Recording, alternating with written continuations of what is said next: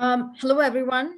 Extremely sorry for the delay, but welcome to Thematic Parallel Session 15, Developing Teacher Competence. I'm here to just give a quick technical overview, after which I'll hand over the session to our chair, Arushi Turve. Firstly, and most importantly, interpretation is available in Russian. If you choose to hear the presentations in Russian, please click Russian at the bottom of your screen on the right side. If you wish to hear the presentation in English, please click English. If you're going to be speaking in English, make sure you're on the English channel. If you're going to be speaking in Russian, make sure you're on the Russian channel. We are going to be recording the session, and all recorded files will be made publicly available soon. Keep the camera on if possible and your microphone switched off if you're not going to be speaking. Next, if you have any issues and your preferred language of communication is English, message me, Annika, privately in the chat. And if your preferred language is Russian, contact Natalia privately in the chat. Please introduce yourself in the chat with your first name, last name, and the country that you're from, and rename yourself in the participants window. Another way you can get technical support is by joining our WhatsApp group. The information is available in our agenda page.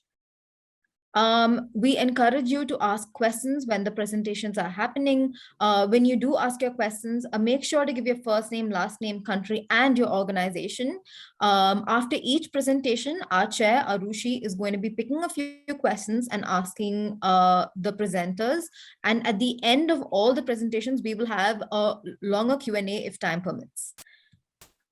Lastly, please follow us on Twitter at KicksEAP. And if you're going to be tweeting about the conference, use the hashtag KicksEpic. Now I'll hand over the floor to our chair, Arushi Turve, who's a senior lead research associate at NORAG. Thank you. Hello, everyone. Sorry about the technical delays we just had, but I welcome you all to this session. It's going to be very exciting and very heavily related to the keynote speech you just heard. All our speakers are going to be talking about teacher professional development in very different contexts and practices and theories that apply to it. Annika, if you could pull up the screen again, I can tell you the order of the speakers today. Saule is going to be first talking about how to develop digital competencies in teachers in the context of high use of digital tools in teaching and learning process. Then we will have Jana talking about practice-oriented training for teachers. Oluwesi is going to be giving us a bit of a theoretical background on redefining professional responsibilities of school directors to set a stage for workplace in-service teacher professional development. And Suleiman, who will hopefully join us soon, will be presenting on retraining of mathematics teachers in innovative technology. So I'm going to pass the floor on to Saule now. Her presentation is going to be in Russian, so speakers, so audience members who want to listen to this in English, please make sure that you're in the English channel and it will all be translated for you. Thank you. Saule, you can share your screen now and start.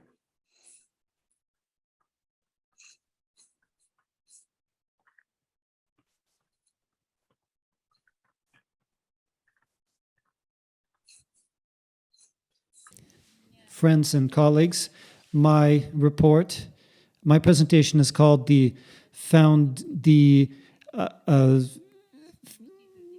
fundamentals of the formation of digital competencies of teachers in conditions of the system of advanced training of education workers. And I work in Kazakhstan, and I'm a member of the International Academy of Informatization. One of the most important factors of changing, developing our current education system is adapting to the new digital age, and all our teachers need to learn to use remote teaching tools and platforms. During the pandemic, teachers had to find a way to continue their teaching activities remotely. And in these conditions, it was important to understand how digital tools can help remote learning and how teachers can use these modern platforms and software. But many teachers had a need to develop their own educational resources and look for the best strategies for teaching their students to develop an individual and collective form of interaction for their students using information technologies. I would like to show you this model of transforming education in blocks. In the 21st, so first we have the challenges of the time, 21st century skills, transformation of school education, and training education throughout one's entire life. These new methods and technologies have opened new opportunities for students and teachers. And today, I'm going to be talking about the transformation of education, challenges of the time, 21st century skills, transformation of education, and learning throughout one's whole life.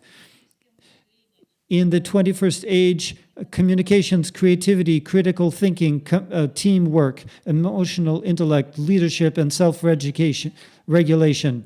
A transformation of education includes updating the contents of education, changing the format, implementing innovations in technological cases, developing self-education, and developing professional and leadership skills among teachers.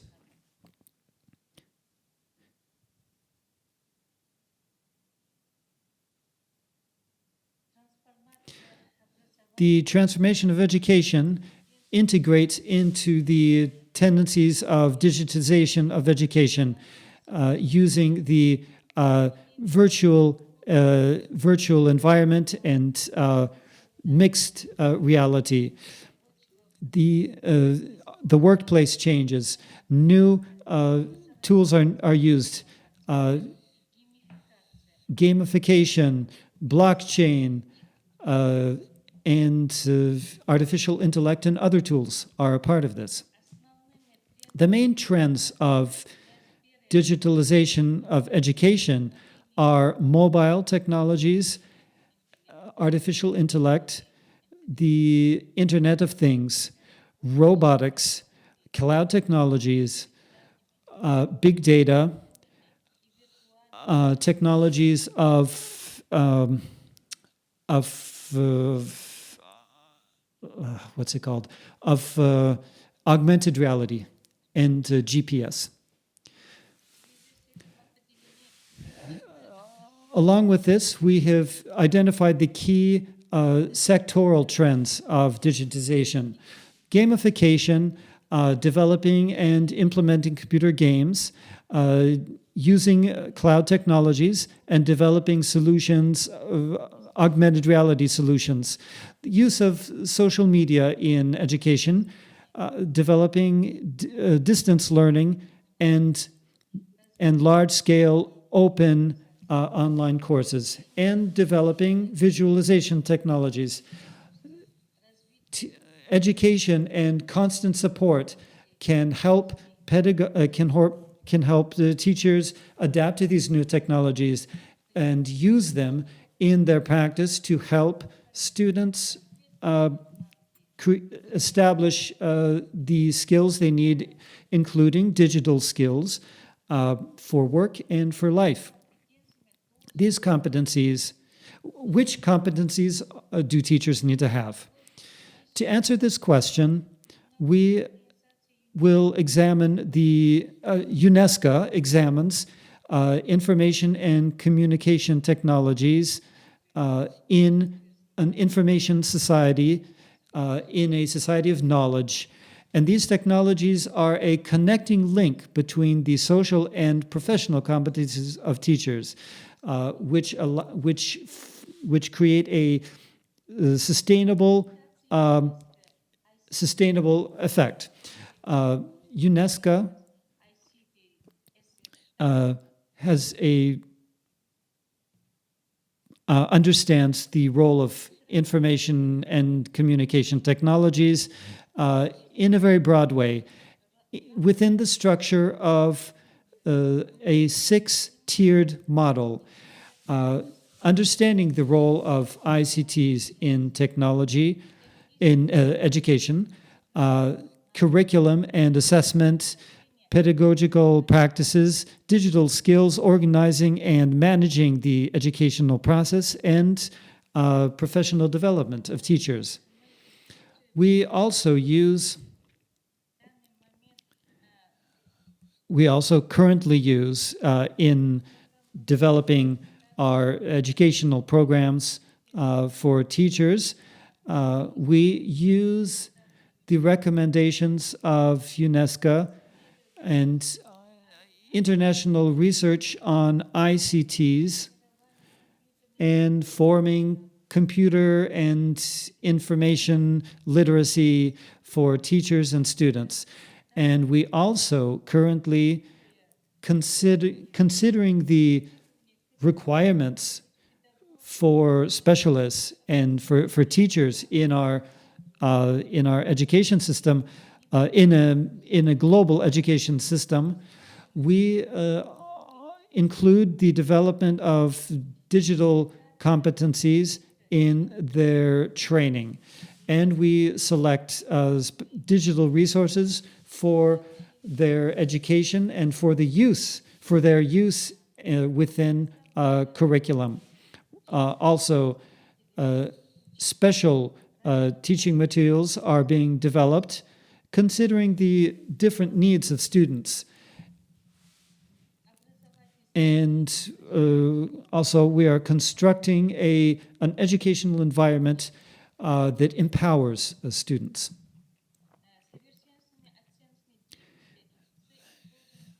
Also, this allows for an improvement in assessment technologies, digital competencies of the students, and developing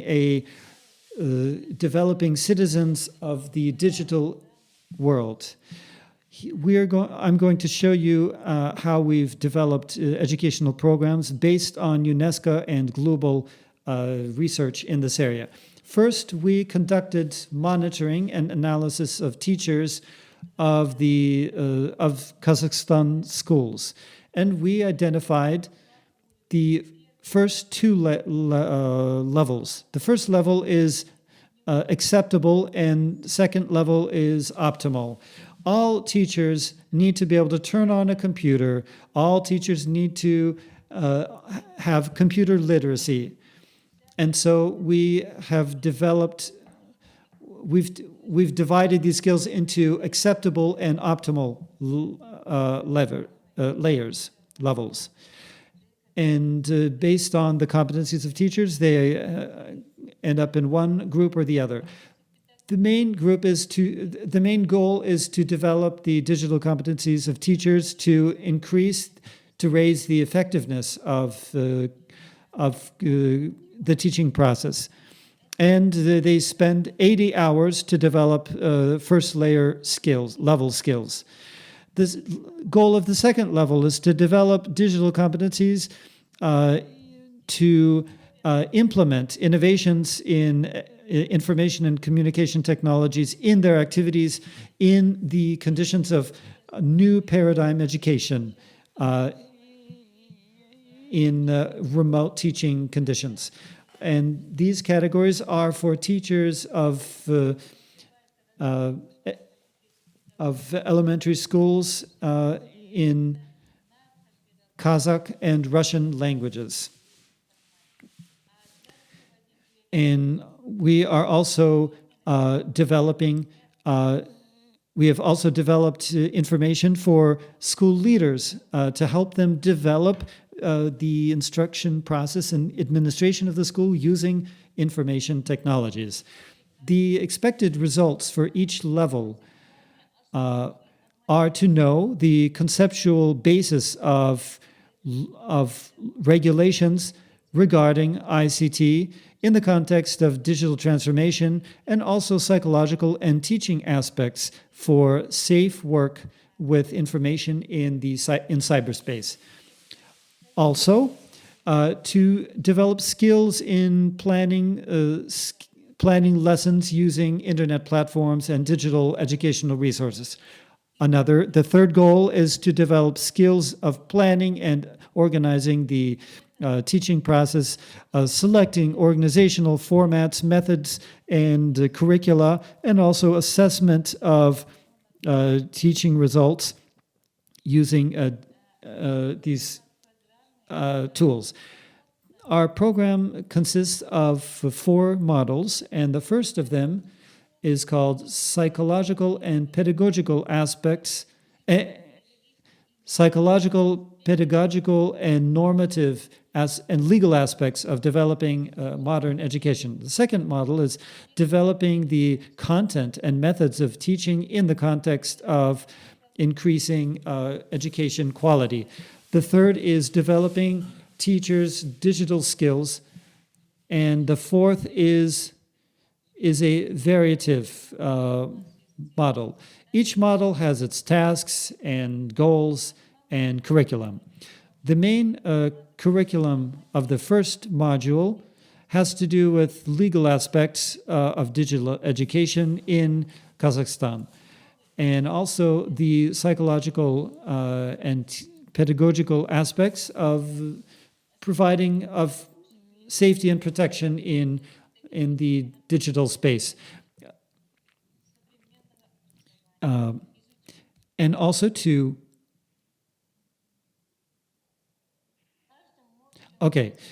each of our models has a set of tasks and goals.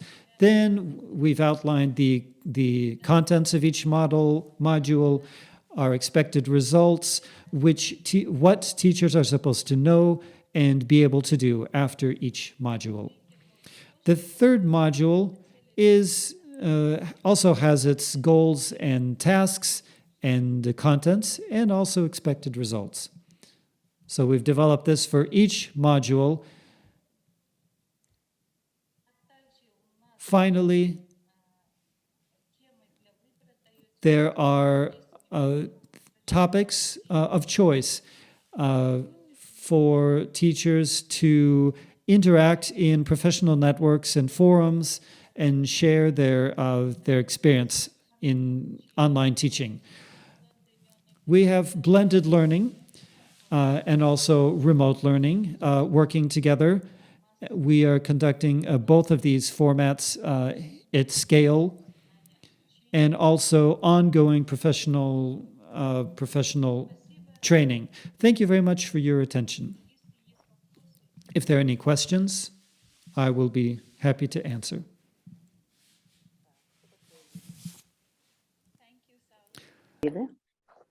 Thank you, Saule. This was a very interesting program to learn about. I would encourage everyone to ask your questions in the chat box. We have time to take 2 questions. In the meantime, I will go ahead and start with a question. You have a very interesting approach in making sure that there are different levels of competencies that teachers can develop, the base level and an optimal level. I was wondering what, in your personal opinion, would be the biggest challenge teachers will face in adopting ICT tools in teaching and learning in the classroom itself?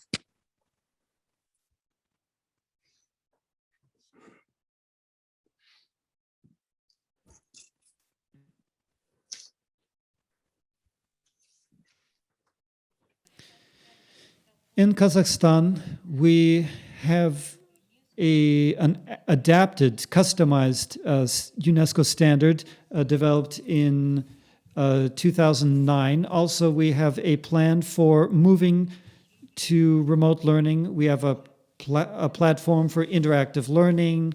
We also have an e-learning tool that's been developed. What were the difficulties? Difficulties relating to the age of teachers. For example, we have young teachers, we have teachers who are over 50, and it's harder to work with them, of course. And we first conduct a survey. We identify difficulties and needs of the teachers, but mainly in Kazakhstan this year, for the first, almost 100% of teachers passed the acceptable level. And currently, all of our teachers in schools in Kazakhstan are able to work with instruments, with digital instruments at the moment. Before that, we had problems because everything is changing so fast. Digital technologies are changing quickly, and so we had problems relating to also mobile learning. We still have problems, but the main thing is that we have these two levels.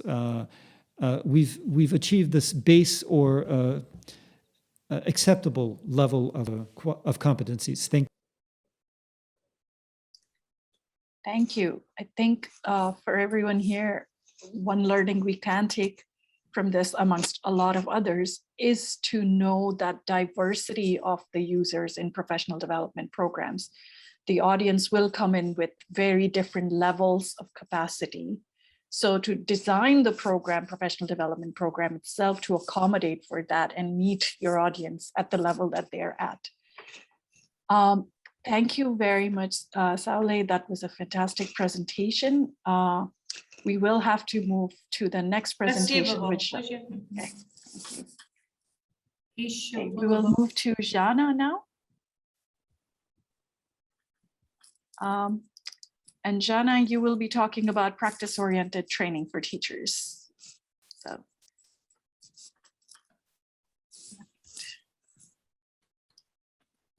Good afternoon, dear participants of the conference. Can you see my screen? Yes. Could you make sure that it is in display mode, the slideshow mode at the bottom? Yeah. Then we will be able. So at the bottom of your screen, you should have next to the bar that has the percentage, top right bottom. Sorry, sorry. Yes, that works. Thank you. Okay. Okay. My name is Жанна Sagitova. I'm a PhD student at the Eurasian National University, and let me introduce my topic, training of teaching staff based on practice-oriented learning. We know that well-trained teaching staff is the key to the success and prosperity of the country, as they prepare specialists for professional activities. Many countries of the world have long passed from the paradigm of knowledge to practice-oriented training and the formation of professional competencies. Kazakhstan in the process of this transformation. In the educational system of Kazakhstan, a number of reforms were carried out in the field of secondary and higher education.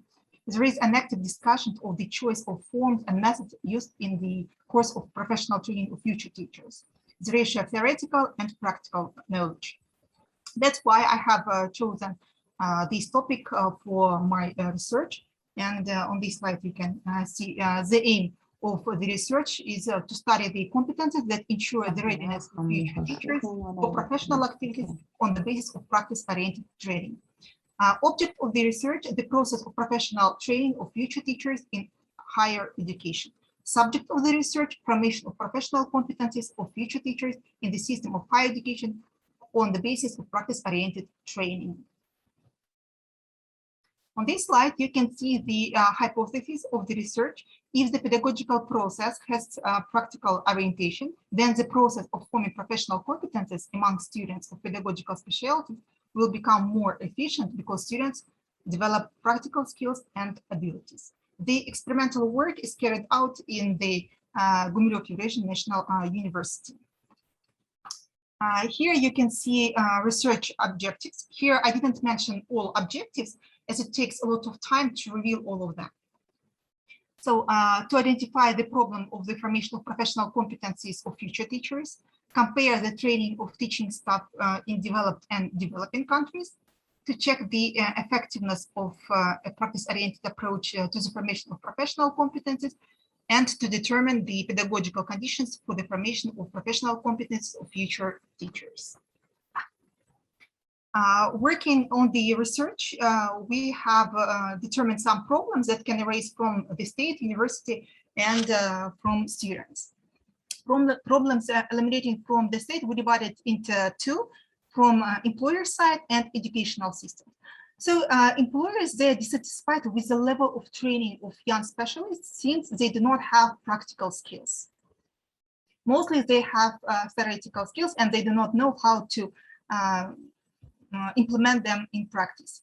Educational system, we can see here low wages of teaching staff, high cost of education and training, educational service, retraining of teaching staff, poor quality of educational service, and the gap between school and university education. You know that in European countries, they have foundation course. In Kazakhstan, we don't have it. After leaving school, our children, they enter the university and start their program according to the chosen profession. Also, we have problems with textbooks because we use old textbooks, and also we have problems that they're not. We don't have enough of them in Kazakh language, and also university teachers they are not qualified enough. What do I mean? Here we mean that our teachers they have heavy academic load, and at the same time they have to do research work, and this is really difficult. Problems eliminating from the university, here you can see also some of them. The content of the disciplines is more theoretical. Also difficulties in developing a syllabus. In the professional competence section, it is difficult to assess the formation of competencies. A small number of teachers use active learning technologies. Busy training schedule and not enough time is devoted to the educational process. Among problems coming from the students, you can see it is difficult to navigate in a large flow of information. In the 21st century, we have access to the internet, and it is difficult for students to identify which information to choose, which one is correct. Also, a significant number of students do not realize the responsibility of the chosen profession. Yeah, it sounds terrible, but it is true. We also found that teacher training is a polyscientific problem and a problem of pedagogical science, which is based on normative documents and accordingly is a scientific and pedagogical problem that has a public demand. We believe that it is necessary to study the experience of developing and developed countries. So we have chosen the USA, Great Britain, Germany, Finland, Russia, and Kazakhstan. And study and comparing experience of teaching staff, we identified following positive tendencies, which are commensurate with the sought problem. The first one is to carry out the selection of candidates for pedagogical specialties. Of course, we have them, but it is based on UNT. And according to UNT, 70 correct answers is enough to get pedagogical to be a teacher. Next is apply a competency-based approach in the training of teaching staff. Make a careful selection of pedagogical teaching technologies that are practice-oriented. Develop the skills of flexible adaptation in various life situations, self-education, self-reflection, and research work. And devote a significant amount of time to all types of practice. Organize practice-oriented school-based training with the involvement of experienced mentors. Organize a partnership of educational institutions in the training of teaching staff. Also, we try to identify practice-oriented technologies that help teachers organize educational process more effective and productive. And here you can see problem solving methods, discussion, brainstorming, problem-based learning, project work, inquiry-based learning, and case study.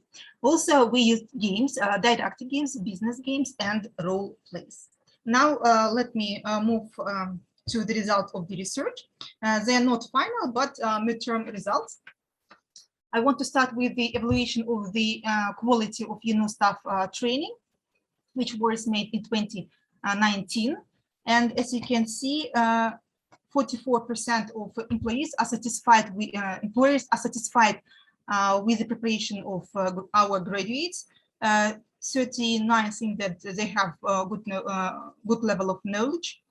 13 satisfactory level. 3% think that our graduates have below average, and 1% poor. And then we try to identify reasons and problems. Yeah, and here you can see the main shortcomings in preparation. 70% of employers, they mentioned that our graduates, they have insufficient level of practical training. 12% they think that they have low level of general vocational training. 11% mentioned other reasons. 7% low level of theoretical knowledge. Also, we organized work with young teachers who have experienced 1-3 years, and try to find out what competencies is more developed among them. As previous speaker mentioned, yes, informational competence is developed in our teachers. 80% development of pedagogical activities and application of pedagogical solution also 80%. 76% competence in organizing educational activities, 74 personal qualities, and the lowest indicator is setting goals and objectives of pedagogical activities. Then we had an interview with these teachers to find out why they have problems with setting goals. They said that first, when they started their career, they had theoretical knowledge, but they didn't know how to share their knowledge with students, and they needed help from experienced teachers. And only then, with the time, they became successful in this. Then we also worked with second-year students, future teachers, and tried to find their interest in mastering professional skills. On this diagram, you can see that we had two groups, one control group and one experimental group. Why we have done it? Because in control group, we had lessons in a traditional format. And in the experimental group, we had lessons with practice-oriented technologies, mostly case studies. And as you can see from this diagram, the experimental group, they had higher indicators than control group. Though both of them not bad, but still. Then we had a Google Form questionnaire for students, also to find out reasons. And see here you can see students' interest in using case study in the classroom. After the course, we ask students what types of activities, what types of lessons they prefer. 82% of students, they prefer classes with case study classes. 18% prefer traditional form, and they explained it by the fact that they get accustomed to it from school times. When we asked them what types of classes, what types of cases they prefer, they told that 95% told that they prefer small cases with illustrations, because they have enough time to prepare for a good presentation, for a good discussion. 5% prefer large cases. Then they had question about difficulties they faced while solving cases. 42% said they have insufficient level of knowledge of theoretical material, like they don't have enough knowledge in psychology of teenagers and etc. Among about 58% of students, they have difficulties in personal characteristics of students. Among them, they mentioned fear of being ridiculed, uncertainty, and phobia of public speaking. When we ask them about exam form, what do they prefer to do on the exam, only 54% of students, they have chosen case, and 46 prefer a traditional format, because they say they don't have enough time for solving case. And because our exam mostly about 1 hour. And also,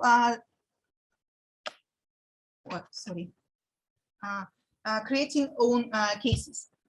52% of students, they are ready and they are motivated to create cases together with teachers, because students are willing to share difficult situations they encountered at schools and they had difficulty solving them. And 48% of respondents think that there may be difficulties in composing questions and tasks for cases. You have 2 minutes left. Interpreting, and interpreting them.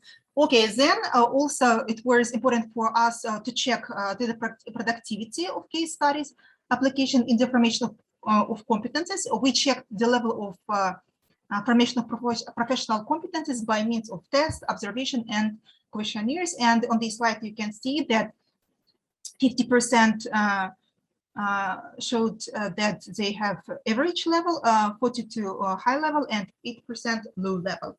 So to sum up my speech, I want to tell that preparation of future teachers on the basis of practice-oriented approach has positive tendency for every participant of this process.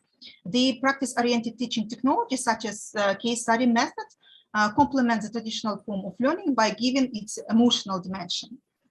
As a result, students acquire not only theoretical and practical skills, but also form professional and personal competences. Although case development is a rather complicated and time-consuming process, its introduction in the Kazakhstani practice would be a great advantage in the training of future teachers. Thank you for your attention. If you have any questions, I'm ready to answer them. Thank you, Jana. That was a very interesting study on how to really assess at the university level if the education that is being given to the student teachers is actually useful afterwards. Yeah. While I wait for other questions to come, and I'm sure more questions will come at the end of this entire session, I have a question out of curiosity. In the teacher training program, in the pre-service program, is there a practical aspect at all? Do the student teachers get to practice teaching in a real classroom during their education at all? Yeah, so to tell the truth, in comparison with other countries, we don't give a lot of credits to practice. Mostly we have theoretical lessons. And internship only I don't remember the different number, but we don't have enough time. Comparing with other countries, we have practice on the second course, third course, and fourth course. But mostly we have theoretical. Yep. And that makes complete sense on why you're introducing the case study method, then to at least give them some kind of real life experience, even though it's on paper. They can have practice with their group mates. It's also experience. They can have feedback. It's also important. And it's very interesting that in your surveys that it was shown that teachers, once they started teaching, they said a lot of what they learn is from other experienced teachers. So that we have to give a lot of value to people who have been teaching for years and years. They have developed their own methods, and we should be bringing that into our preparation for new teachers. So fantastic. This is great research to learn from. And as you pointed out, it's the same issues in every country. It's not anything specific to any one country in that way. Okay. So we don't have questions yet. Please feel free to write your questions while the presentations are going. We will have time for a few minutes at the end of the entire session to be able to take more questions in. So next we have Olawase. If you could share your screen. So you're going to be presenting on a theoretical review of redefining professional responsibility of school directors in order to improve in-service teacher professional development at the workplace itself. So floor is over to you. Thank you so much for having me. Good afternoon, everyone. My name is Oluwaseyi Olubumishodia, and I'm from Nigeria. I'm actually doing my PhD study at Kaza University in Organization and Planning of Education. So my topic is about the theoretical background impact of workplace professional development training for in-service teachers' performance.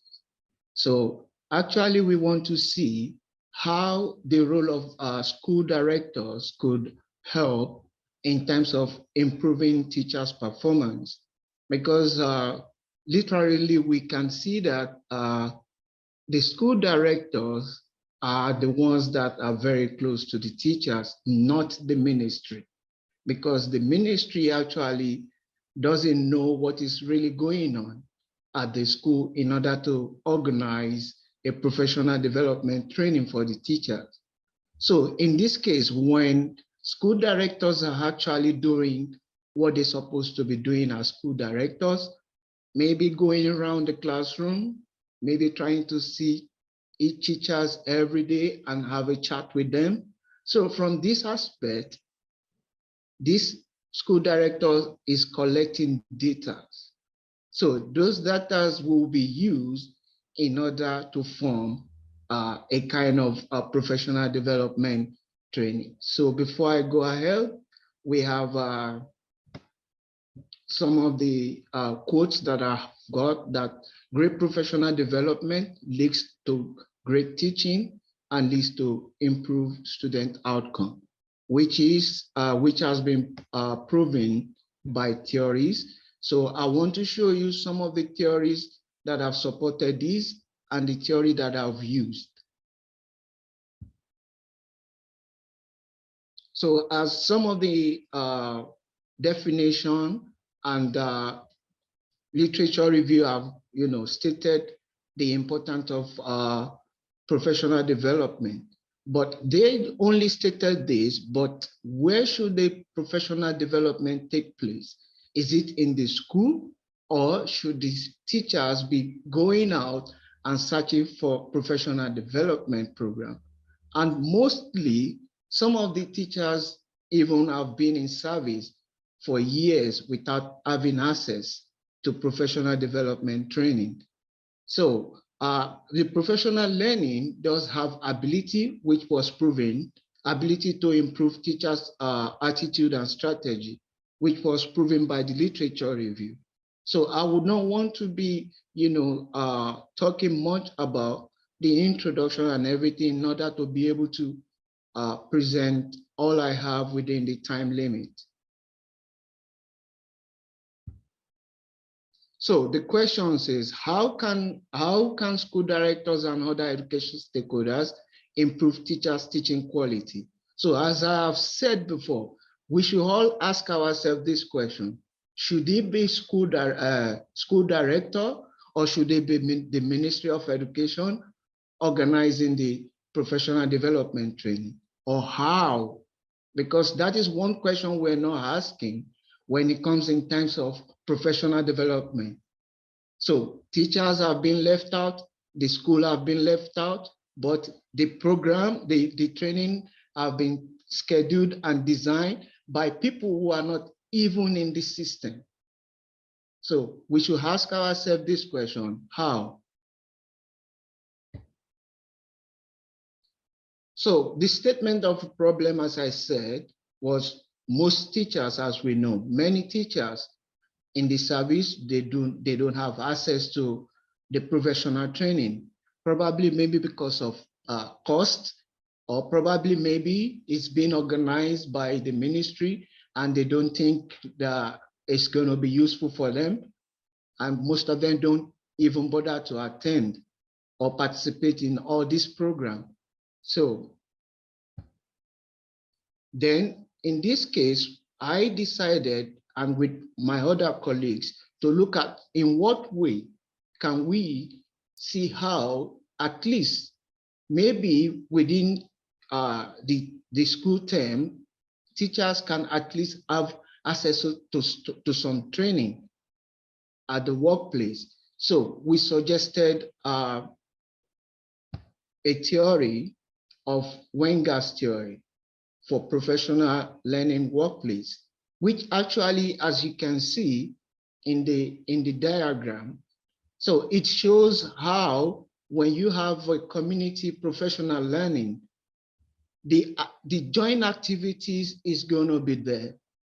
The joint activities should start within the community of the teachers. When they organize, after the teachers, after the school director have been able to identify the need.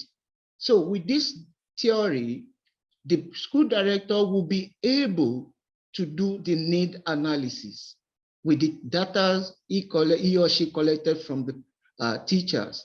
Then they can now stage a kind of community learning.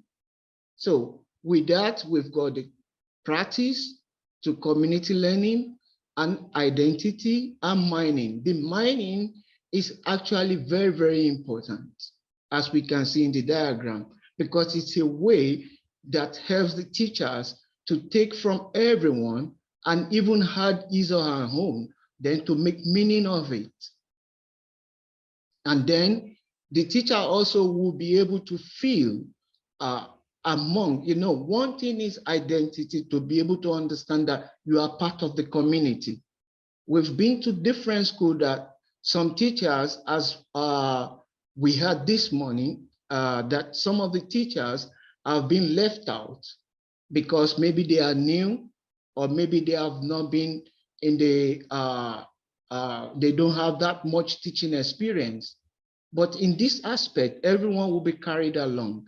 So that is why we suggested that Wenger's social learning theory could be a very important theory. So we put it into this conceptual framework. So this conceptual framework indicates that when a school director actually organizes this professional training at school, because the training is taking place at school, the teachers will be willing to stay behind and attend this training. They will be willing to contribute. And this actually will bring a kind of relationship between the teachers and the school director. So with this, it will have a very good impact on teachers' delivery of the lessons. And then this will impact the academic progress of the students as well. So as we can see how the variables are connected, without the school director being part of this learning, there is kind of a gap there that, or maybe the bridge is not connected. But in a case where a teacher is seeing that, okay, the person that is actually leading this training is our director. So everyone feels among, everyone wants to participate. But in the absence of that, then there is a huge gap there. There is no connecting bridge. And then the problem that they are actually supposed to focus on might not be the one that they will be studying. It might be something different that even some of the teachers don't need.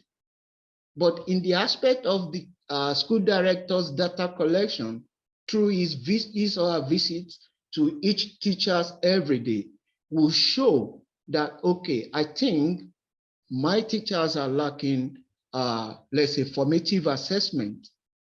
And then the school director will be able to say, okay, maybe in the next few months, we will organize a training at school on formative assessment. So this kind of training is actually, we target a micro learning because it's just the community of the learning between the teachers, the school directors, and in this aspect, they will be able to quickly implement it at school because the implementation process will be so quick, and then they can see the result.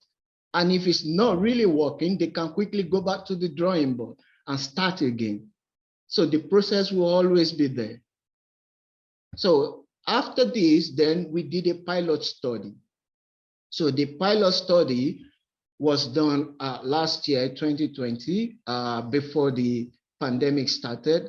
So we actually work on formative assessment. So what we did was, this was the process. The school director, we interviewed the school director about her program with the teachers. So we realized that there is no such programs that is really going on, no initiative of training or whatsoever. So then we gave the template that, okay, we would like you to be doing this, go around and see what you think the teachers might be needing, or what you think when you observe a lesson, what do you think is missing? As an expert, you are at the top there.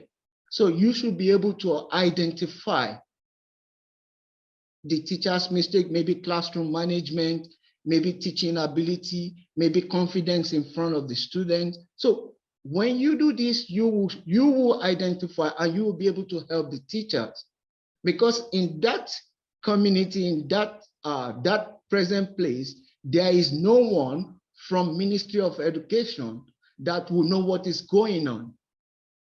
So when we started it, so we gave the teachers a survey about formative assessment to see their level and knowledge of formative assessment.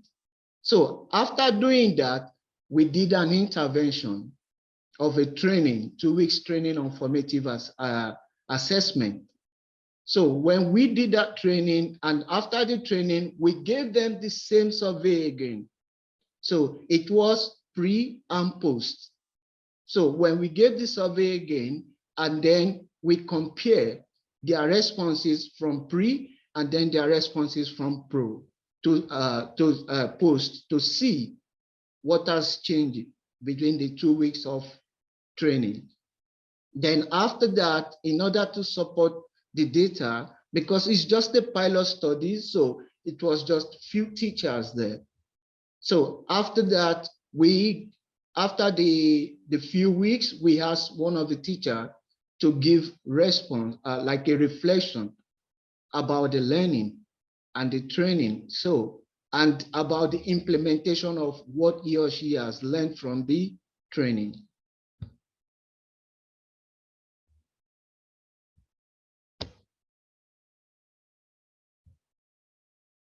So this is what we found out.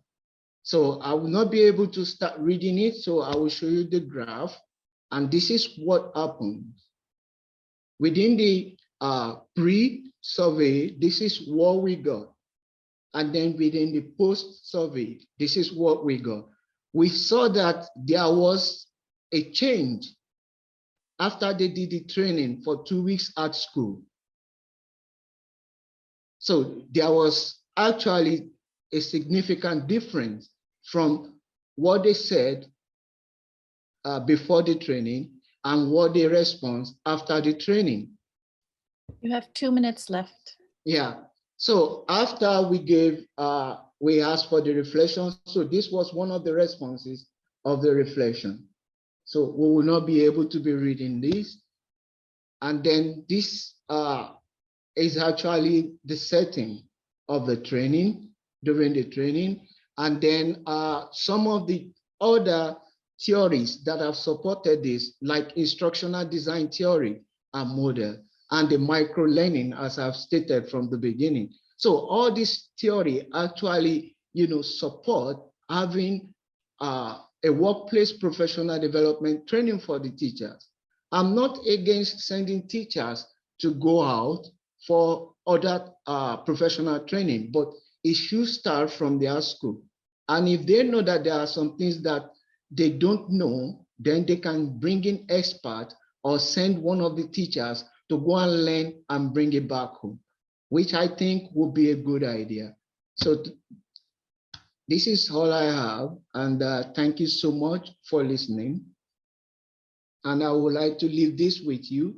So many professional development initiatives are done to teachers, not for, with, or by them and the aggregates.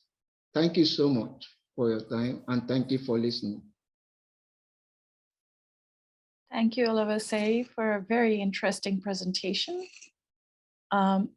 Please feel free to ask the questions in the chat box, and I will ask you to ask the questions directly to the speaker after that. We actually have one question for you already, Olawase.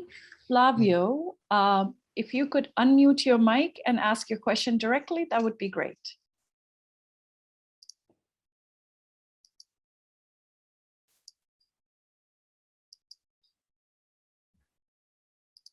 Flavio, are you there? Okay, maybe he's not there right now. Flavio's question is, in your opinion, the assessment for teachers should be compulsory? Is that really needed? Or was that just part of your pilot study? Yeah, it's actually not that the assessment of the teacher should be compulsory, but you need to do a need assessment for implementation. So if you don't know what the teachers need, then what are you basing the professional training development on?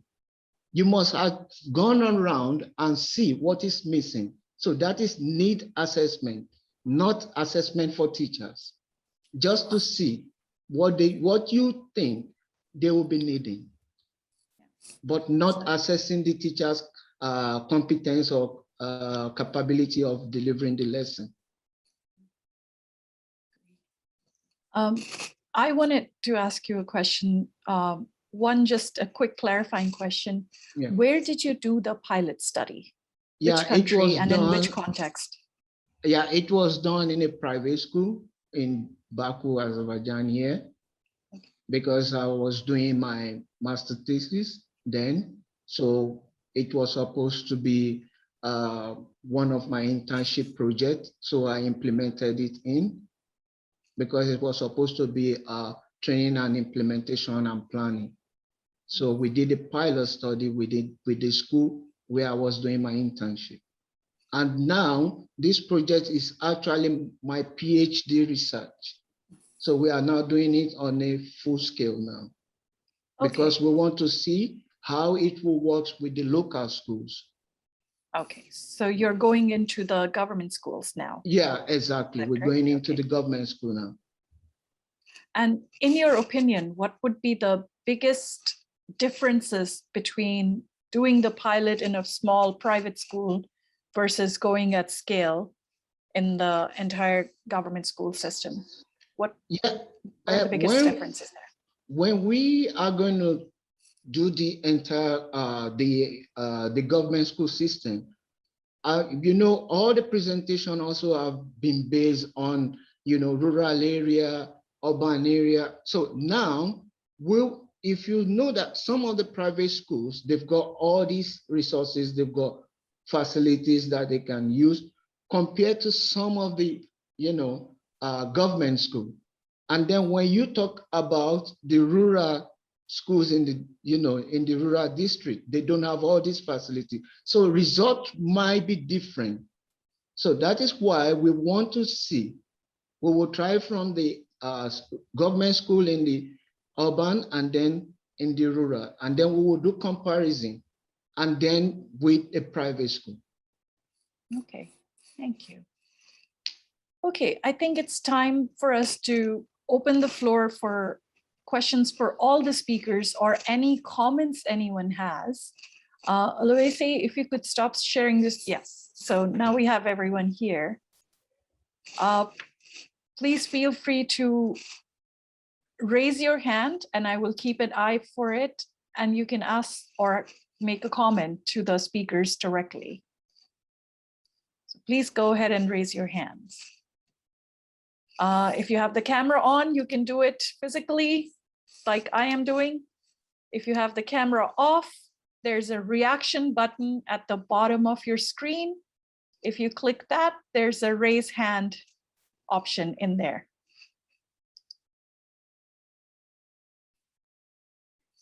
I would also encourage the speakers to ask each other questions.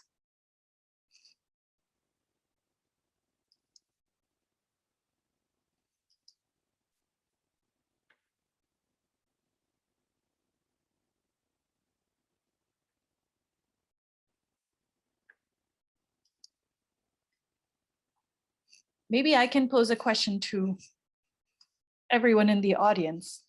How many of you are directly working with teacher professional development programs in your country? Again, you can raise your hands. That will help everyone see how many teacher professional development professionals do we have here.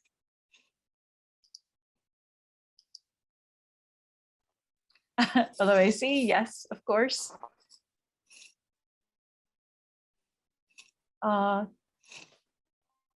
Yes. Yes, I apologize. I'm outside. I also work in the area of competencies, but I have a narrow profile, not a general profile. I work in competencies related to a particular subject. For example, while I was listening to the latest presentation, and I think that the importance of teachers' competencies is very important, because if the teacher is competent and knows the competencies which need to be transferred to the students, then the student or pupil will properly obtain the information. So this isn't so much a question, just an addition to what was said today.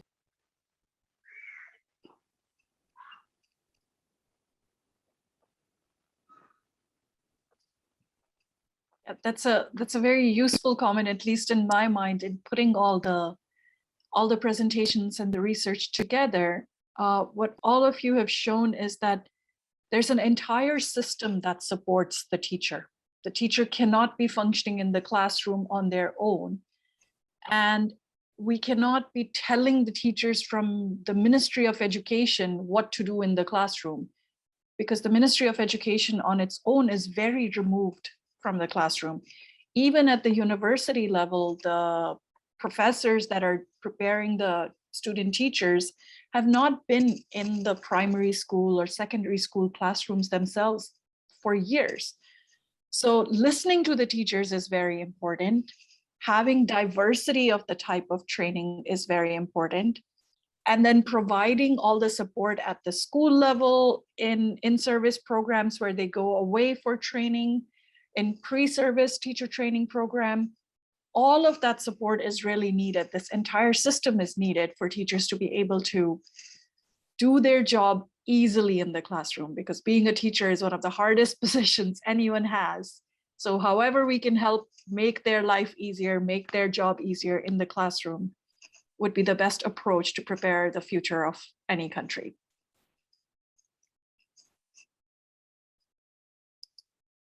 Anyone else has any reflections from their own countries on teacher professional development?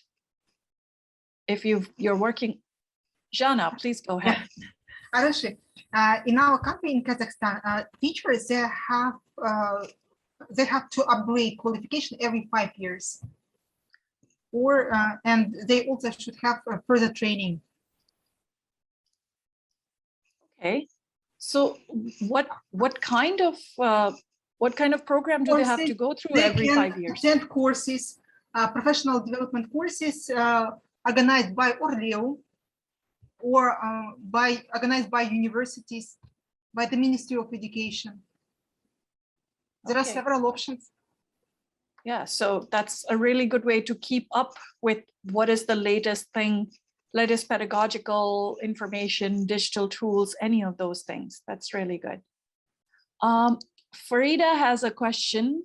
I will ask Farida to ask this directly if she's here.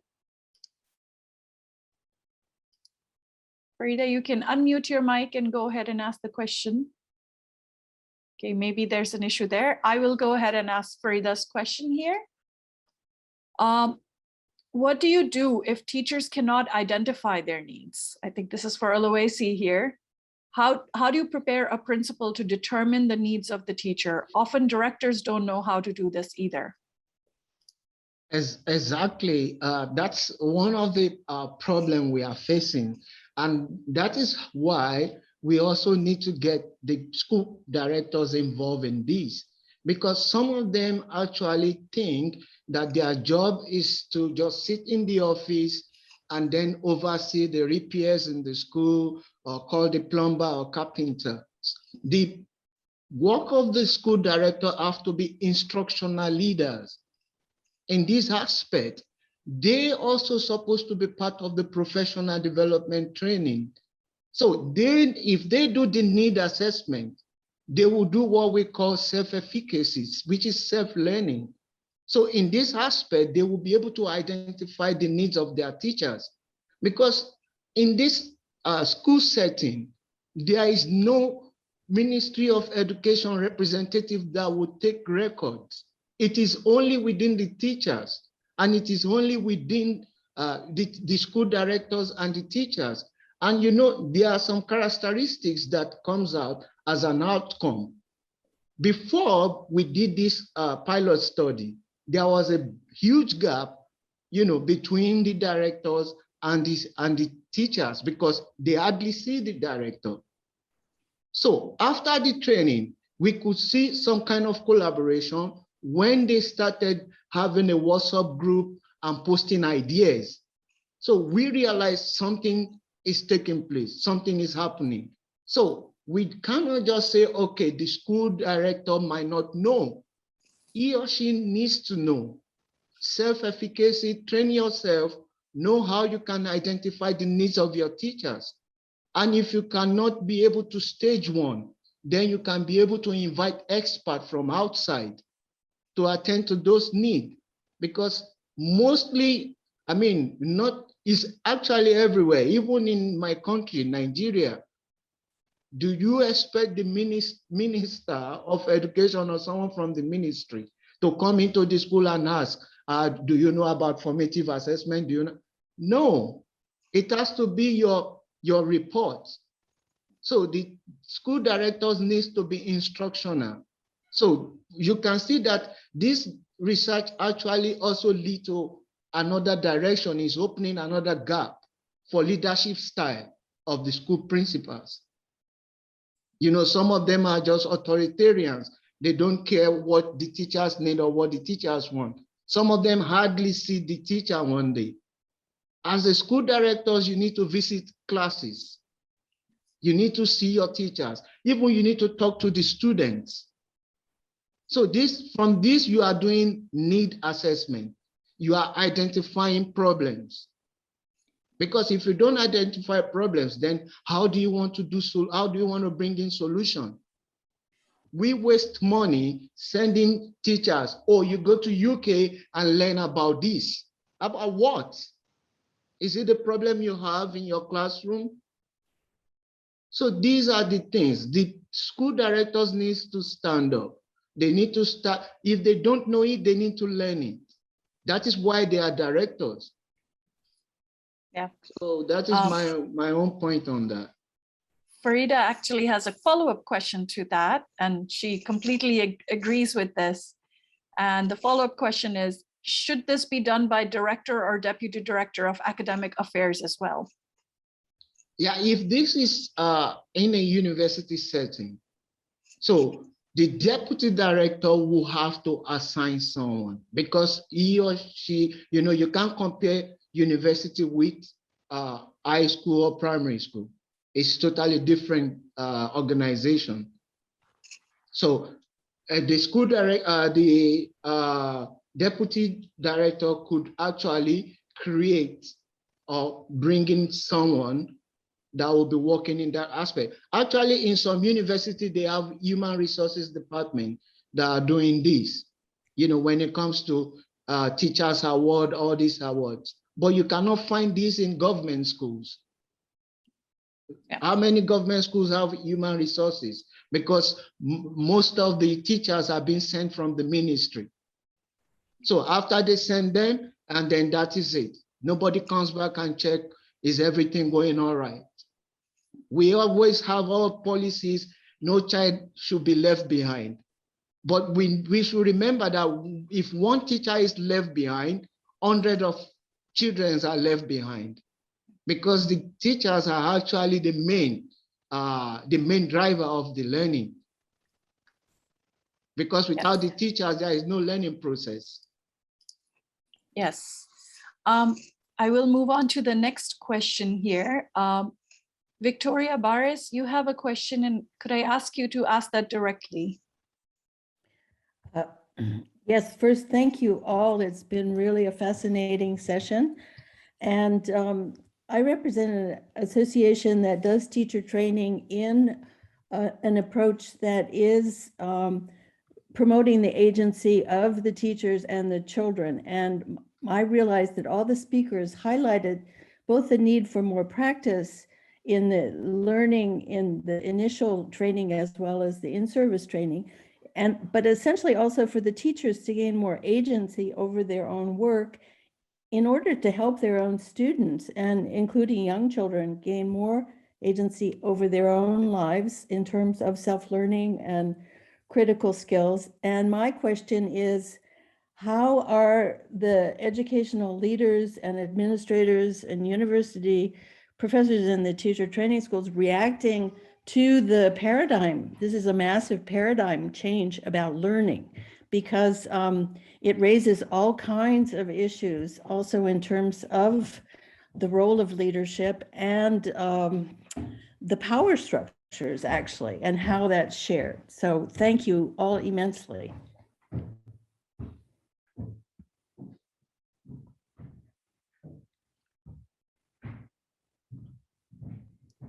Is the question for me? It's for all speakers, but I would imagine Soleil would potentially have some reactions to that, working at the ministry and getting that reaction from all levels of the government. If Soleil is still here, maybe not, but maybe Jana, you have some, yeah. So I wanted to answer, I want to answer this question. Oh, Jana, you're on mute. Sorry, I didn't notice. So our state program for the development of education of the Republic of Kazakhstan for 2020-2025, it focuses on the continuity and professional training of teachers especially. And we have courses for teachers at school. Mostly they are organized by Orleo. Our first speaker mentioned it, for developing necessary competencies. So we also have it. And in university, we also have courses, seminars, webinars for teachers, where we can exchange our experience.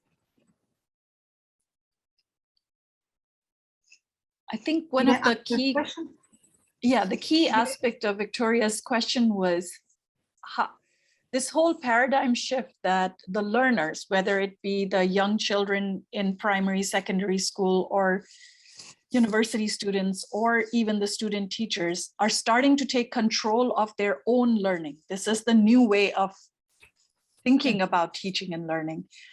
How are administrators reacting to that way of approaching teaching and learning itself, because we are very used to a traditional method of a didactic method or top-down rote learning. Here's the theory, go memorize it and pass the exam and move on. But now we are talking about people really taking charge of their own learning. So how are the administrators reacting to that? Are they facing difficulties in changing their own culture and mindset? Yeah, it is welcomed. Lifelong learning is welcomed by teachers, students, parents, and everyone who is involved in this process. And we are trying to support it from different sides. Aloisi, do you have any reactions to that? Yeah, actually, I'm not working in the ministry, so I don't really know much about how the ministry process works. But what I think is that there should be a retraining of, most school directors, because, like the education system, like everything is changing, most especially when this coronavirus came in and disrupt everything, and then we have to have a new way of fully learning online. And as what she said, like students are taking control of their learning, so these have to be another training aspect for the teachers and for the school directors as well.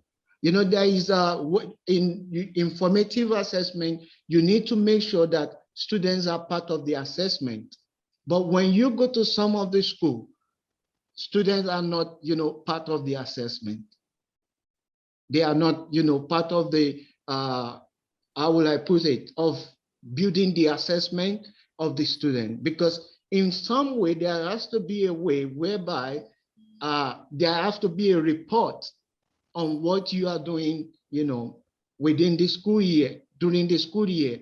And then this, you can build on it. So based on that question, I think there have to be training again, like a retraining, so that we can change from our traditional method of teaching and learning now to move to the digital world of where we are learning online, mostly fully everywhere now. So I think it's all about professional development training. So we are almost out of time, but there's one more question from Farida, which I think is very important. So I will ask that for her. This is for everyone. How do you motivate teachers and school leaders in the need, motivate them for the need of professional development? Often they're not motivated to do additional effort or additional work. Their workload is so high already. How do they get motivated, or how do you motivate them to then go do additional work to get professional development? Jana, you had mentioned that every 5 years they have to get recertified. So that's one chance, one window where they get convinced. But if anyone else, even from other countries, if you have any reactions, that would be great. I think reward will be one of the way to motivate the teachers. So giving them reward or award for some of the things they have done between the year, I think that will be one of the good way to reward, to motivate them. It would be great to also hear examples from other countries, from our audience members. If you have found any interesting examples of how to motivate teachers to volunteer to do professional development. Okay, I think it's probably getting late, so we're not getting a lot of responses at this point, but we've had a very active Q&A session. I'm very happy with this. We all learned a lot.